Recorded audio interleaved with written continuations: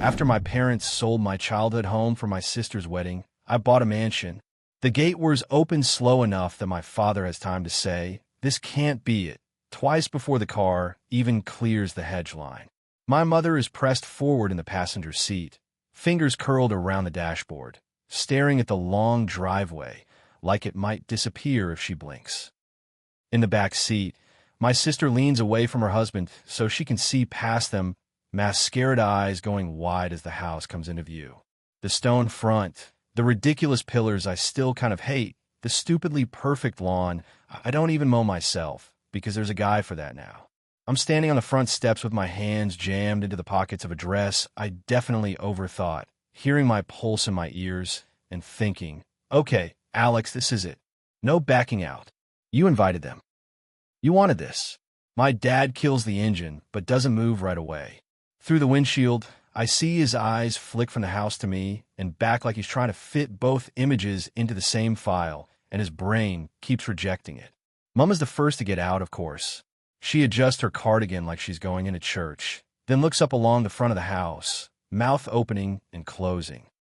Alejandra, she says finally, using my full name, the one they mostly save for report cards and trouble. This is, you didn't say it was, she runs out of words and settles on big. My sister, Olivia, climbs out of the back seat a little slower, sunglasses still on even though it's late afternoon and cloudy. She takes it all in with that cool, assessing expression I know too well, the one that says she's already looking for the crack in the paint, the thing she can poke at. Her husband, Ben, just whistles low. Damn, he says. So this is the little place out west you mentioned. It was a Tuesday afternoon when my parents first told me they were selling our house. That detail sticks in my head because I'd left work early to go with Mom to a specialist appointment, and I'd been low-key proud of myself for finally having a job where I could say, I need to duck out at 3 without someone acting like I'd asked to borrow a kidney. At that point, I was 28, newly promoted to product manager at a tech company that made project management software you've probably cursed at. I'd spent the morning in meetings, the kind where everyone repeats the same buzzwords in different sequences, then rushed across town, walked Mom through flimsy hospital curtains, made polite jokes about her blood pressure. When we got back to the house, I made her tea in the kitchen I'd grown up in, the one with the peeling linoleum and the cupboard you had a hip check to close properly. Dad came in 10 minutes later than he'd said, tie loosened, smelling faintly of printer ink and the cheap cologne he'd worn my whole childhood. He didn't take his usual seat at the table. He stayed standing, hands on the back of the chair like he was about to give a presentation. We have some news, he said, catching my eye in that parent way that means, please don't react badly. I've already decided how you should feel. Mom took a sip of tea she clearly didn't want. You're not dying, right? I try to joke, because that's what you do when you're the sensible kid. There's always one in every family, the one who fills awkward silences and gets everyone water at birthdays. That's me. No, Mom said quickly, too quickly. Nothing like that. She put her cup down, leaving a damp circle on the table. We've decided to sell the house. I remember staring at the sugar bowl. It's this ugly thing shaped like a chicken that my aunt gave them in the 80s. The beak was chipped. I watched a droplet of tea slide down the side of Mom's mug and spread into the wood grain. Okay, I said too calmly. Why? For Liv's wedding, Dad said, like it was obvious. If this was a movie, there would have been a dramatic zoom in on my face. In reality, I just blinked. You're selling the house to pay for her wedding? Mom rushed in. Not just for that, she said. We'll have some leftover. We'll use it to downsize, maybe finally move closer to your aunt. But yes, the wedding is part of it. Let me back up a second before it sounds like they were cartoon villains twirling mustaches while signing estate papers. Our house is in a suburb that used to be boring and affordable and is now up and coming in the way real estate agents salivate over. My parents bought it when I was 3, a little brick place with a patchy backyard and a fig tree that dropped purple fruit everywhere. As the city spilled outward, the property values crept up. They talk about it sometimes late at night when they thought we were asleep. The house is our safety net, Dad would say. If we ever need it, we've got it. When Olivia and I were teenagers, it became the girls' inheritance. One day, Mum would say, "This will be yours." Half-half. Something solid. Then Olivia got engaged. If you've never met my sister, imagine every cool girl you were mildly terrified of in high school grew up and learned how to weaponize Pinterest. She's not evil. She can be very funny and generous in spurts. But everything in her life has always been big. Big emotions, big scenes, big gestures. When she and Ben got engaged, it was all fireworks and champagne and professional photos within a week. The ring had its own Instagram post. She told me about it over drinks, already scrolling through screenshots of venues. "It's going to be huge," she said, eyes bright. "Summer, a vineyard like a proper weekend event. I want everyone to remember it for the rest of their lives." I asked the dumb question, "Who's paying for all that?" She waved a hand. "Traditionally, the bride's family," she said. "Plus, Ben's parents will cover the bar. You know they're loaded. Our parents are many things, but loaded is not one of them. Dad has been a mid-level accounts guy at a logistics company since before I could spell logistics. Mom bounced between part-time admin jobs and retail. They paid off the house because they are quietly disciplined in that immigrant way, cutting coupons, packing lunches, never buying new car.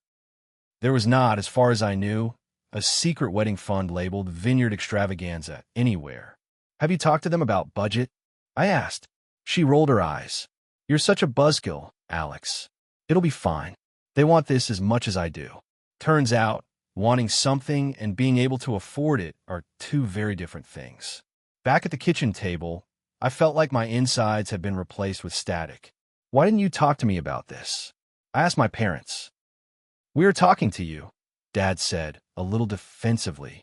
"That's why we're telling you now." "No, I mean," I could hear my voice fraying. "You've always said the house was for all of us. For your retirement, for emergencies, for us. And now you're selling it for a party." "It's not just a party," Mum snapped, color rising in her cheeks. "It's your sister's wedding. It's one of the most important days of her life. We didn't have the chance to give her a lot growing up. We want to do this right. You didn't have the chance to give me a lot either," I said quietly. "Do I not get a most important day?" There it was, the thing you're not supposed to say. They both flinched. "You've always been different," Dad said after a beat. "You don't care about those things. You're practical. You'll probably elope or do something small. And you have a good job now. You can buy your own place one day." So there was in plain terms. Olivia's dreams were their responsibility. Mine were my problem. We argued. Of course we did. At one point, I remember standing, hands flat on the table, saying, "You realize you're trading 30 years of stability for one day, right?" And my mother, eyes blazing, saying, "Some days are worth that." I wish I could say I stormed out and never went back, but life is rarely that clean. I cried in the bathroom. I called my best friend, who said all the right things but couldn't fix the knot in my chest. I went to the open house where strangers walked through my bedroom, commenting on the potential of the space. I helped my parents box up 30 years of our lives because they're still my parents and they still needed help moving. The wedding was as over the top as Olivia had envisioned. Vineyard, check. Live band, check. Flower walls, custom neon sign, signature cocktails named after their dog, the whole thing. People kept saying, "This is like something out of a movie," and all I could think was, yeah, the kind where someone makes a deal with the devil. They had a hashtag. Hashtag Live and Ben Begin.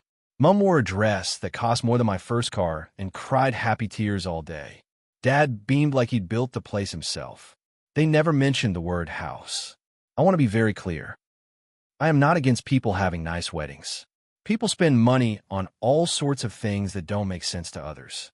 What gutted me wasn't the expense, it was the source. It was knowing that the place I'd dreamt in, cried in, grown up in, the creaky corridor where I'd snuck out to watch TV after they went to bed, the backyard where Dad taught me to ride a bike, had been turned into canapes and chair covers and a bar tab. After the wedding, my parents moved into a small 2-bedroom unit in a complex that always smells faintly of frying oil. They called it cozy and talked about how nice it was to have less to clean. Olivia and Ben posted honeymoon photos from Greece, and then Bali, and then somewhere else that had infinity pools and floating breakfasts. I went back to my little rented apartment and threw myself into work. If you're waiting for a story about lottery wins or secret inheritances, this isn't that. My money came from something infinitely less glamorous. I was early at a startup that accidentally did well. I joined the company when there were 10 of us in a co-working space with flickering lights and terrible coffee. We made software that helped other companies track their workflows. It was nerdy, unsexy stuff. I liked it because the people were smart and weird, and because for the first time, my tendency to plan for every scenario was considered an asset, not overthinking. They paid me in a modest salary and stock options that I didn't think about too hard because, in my head, options were monopoly money. Then, 3 years in, we landed a huge client. Then another. Then a big, serious email came from the CEO about strategic opportunities. And before any of us had really caught up, we'd been acquired by a much larger company for a number that made my brain short-circuit. I still remember sitting on my bed, phone in hand, reading the breakdown. I called our HR person twice to confirm there wasn't a decimal error. After taxes, my cut was more money than I'd ever imagined having. Not yacht money, but enough to pay off my student loans, enough to turn my modest savings into something that looked suspiciously like wealth, enough that if I wanted to, I could stop renting and start owning. I thought immediately about the house. Not my parents' new unit. The old one. The one they'd sold. That was gone, off living its new life with some young couple who'd knocked down the fig tree and put in a plunge pool. I had driven past once, watched the builders rip out the front garden I'd helped Mom plant. I'd had to pull over down the road and sit with my hands gripping the steering wheel until I could breathe properly. So no, I couldn't get that back. But for the first time in my life, the idea of buying my own version of home shifted from fantasy to item on a list. I spent months looking quietly. I still went to work, still bought store-brand cereal, still wore the same 3 pairs of jeans on rotation. The number in my bank app felt abstract, like it belonged to someone more deserving. I didn't tell my family the full amount. I said the company did well. I got a bonus, and let them fill in the gaps with whatever they could imagine. The mansion, because there's no point pretending it's anything else, wasn't actually my first choice. I fell in love with a smaller place first, a sweet 3-bedroom weatherboard with a porch swing and a big tree out front. It went under offer before I could even book an inspection. The mansion came up after, on a day when I was a bit raw from that disappointment. It was being sold off-market, which sounds fancy, but mostly meant a tired-looking agent walked me through it right after lunch.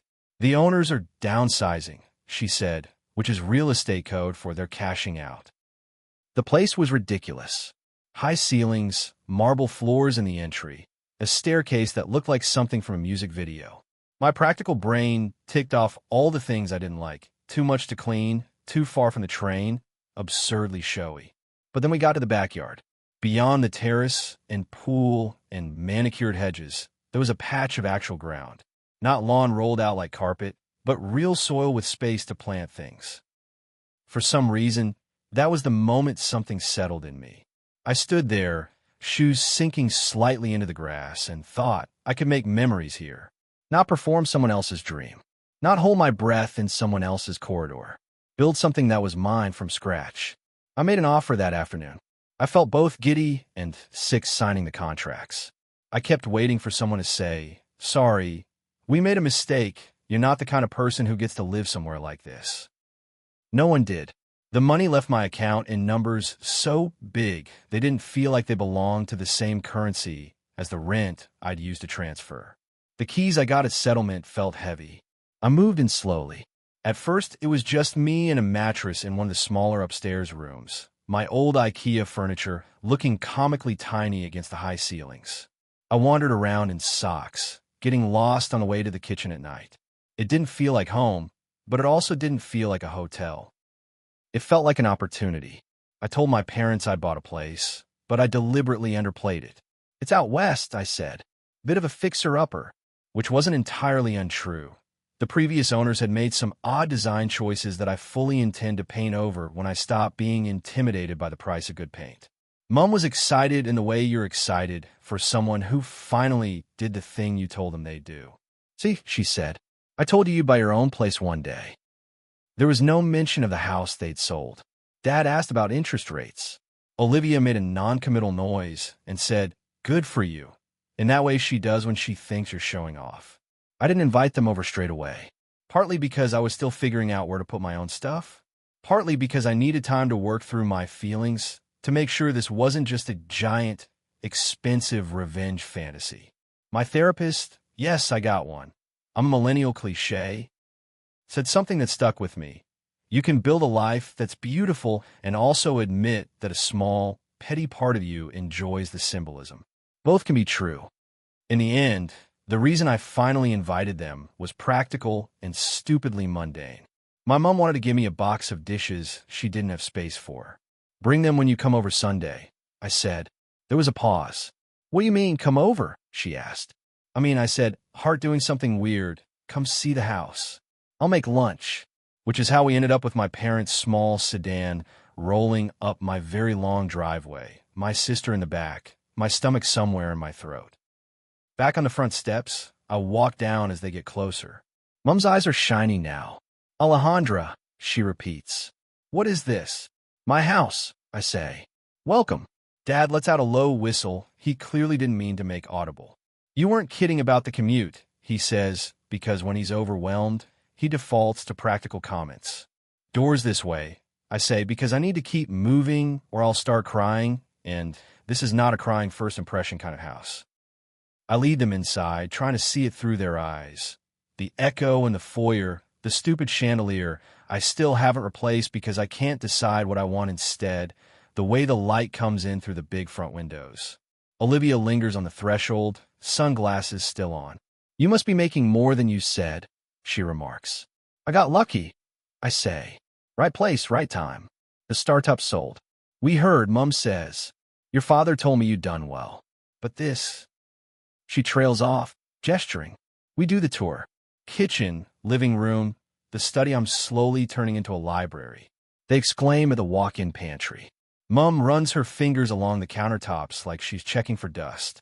Dad keeps opening cupboards to see how they close. Olivia pokes her head into the guest rooms and makes small noises of approval. When we get to the back, Mum steps out onto the terrace and puts a hand over her mouth. The pool, she says. It looks like a resort. It's mostly annoying, I say. Leaves fall in it all the time. It's beautiful, she insists. Her voice cracks on the last syllable. There's a fig tree in the far corner. I planted it 2 months ago from a cutting my friend's neighbor gave me. It's small still, leaves a bit sparse, but it's there. Dad notices it. You got one, he says quietly. Yeah, I say. Thought I'd give it a go. He nods, eyes on the tree. I don't know what he's seeing. The old backyard? Me at 8, coming in with purple-stained fingers?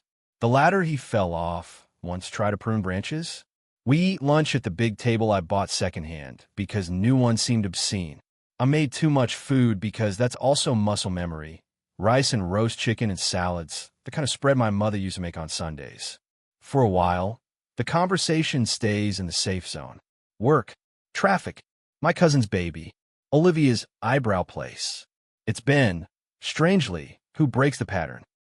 Halfway through his second plate, he looks around and says, So, Alex, are you happy? It's such a simple question it takes me a second. Yeah, I say slowly. I think I am. It still feels surreal sometimes, but I like it here. You did good, he says. He says it like a fact, not a compliment. Must be nice, Olivia mutters. Some of us are still paying off our wedding. Mom shoots her a look. We told you we'd help more when we can, she says automatically. The air shifts. There it is, the thing I've been waiting to bump into. I put my fork down. About that, I say. My heart speeds up again. I hadn't planned on saying this today, but maybe I'd invited them for this exact opportunity, whether I admitted it to myself or not. I want to talk to you all together. Dad tenses slightly. You're not in trouble, are you? I almost laugh. No, I say. I am okay. That's actually part of the point. I am okay. Better than okay, financially. Which means I've been thinking a lot about what home means, and what family means, and what I want to do with all of this. I gesture vaguely around. Mum looks wary, like I'm about to announce I'm moving overseas. Olivia watches me with narrowed eyes. I'm not going to lie, I say. When you sold the house to pay for the wedding, it hurt. A lot. It felt like you took something from me I didn't get a say in. Like you chose one child's dream over the other's stability. Mom opens her mouth, eyes already wet. We've talked about this. Not really. I say gently but firmly. We argued. Then we all pretended it was fine. And it wasn't. For me. I know you thought you were doing something beautiful for Liv. I'm not trying to rewrite that. But I need you to hear that it cost me, too. Silence. The ticking of the ridiculous designer clock the previous owners left behind. The faint hum of the pool filter. I spent a long time feeling like I had to earn my place in your lives. I continue. Be the easy one, the one who doesn't ask for much, the one who understands. And I did what you said. I went out and made my own safety net. I bought my own house. I built my own stability. Dad clears his throat. We're proud of you, he says. He sounds like he means it. I know, I say. I believe you. But here's the thing. I didn't buy this place to rub anything in your faces. I bought it because I wanted a home you couldn't sell out from under me. A place that's mine. That's the petty truth and the practical one. Olivia snorts softly. Well, cheers to that, she says, lifting her water glass in a half salute. There's a flicker of something like shame on her face. It's gone quickly, but I catch it. So what are you saying? Mom asks, voice small. I'm saying, I reply, choosing my words carefully, that I'm okay. You don't have to worry about me financially. And because I'm okay, I get to make choices about how I show up for family. Not out of obligation, out of choice. I take a breath. I'm not going to be your retirement plan. I'm not going to bail anyone out of debt they took on to have a bigger party than they could afford. I flick my eyes to Olivia, who blushes and looks away. But I'm going to host you here, feed you, give you a spare room when you need a break from your neighbors or your tiny kitchen. This house is my line in the sand. It's also an open door. Mom's crying now, quietly. We never meant to hurt you, she says. We got carried away. I know, I say. And I do. I've stopped waiting for an apology that includes a time machine. I just needed you to see what came out of it. That I didn't crumble. That I built something anyway. Dad wipes at his eyes too, pretending it's just some dust. You did better than we did, he says. It's not bitter. It's almost amazed. We did different, I correct him. You did the best you knew with what you had. I had different tools. That's all. Later, after they leave with hugs that feel awkward but honest, after Olivia lingers in the doorway to say, your kitchen is obscene in a tone that is for once more amused than cutting, after Ben sends me a text that just says, proud of you. I stand in the backyard by the fig tree. The sky is doing that late-day thing where everything turns softer. The house behind me glows warm. I think about my old bedroom, the one with peeling Britney Spears posters, now someone else's toddler's room. I think about my parents dancing under fairy lights at the vineyard, not knowing yet that the catering bill would keep them up nights.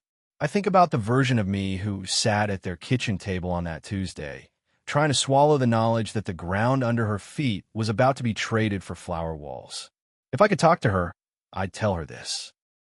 One day you will stand in a yard that is yours, looking at a tree you chose, in front of a house you signed for with your own hand. Your parents will come over and look small in the big foyer, not because they're small people, but because you have grown beyond the dimensions they had for you. You will tell the truth, out loud, and the world will not end. After my parents sold my childhood home for my sister's wedding, I bought a mansion. Not as revenge, not just as a flex. I bought it as proof to them, to myself, that I could build something solid out of the gap they left. And maybe, if I'm being honest, because a tiny part of me enjoys watching their faces every time they walk up that long driveway and realize I really did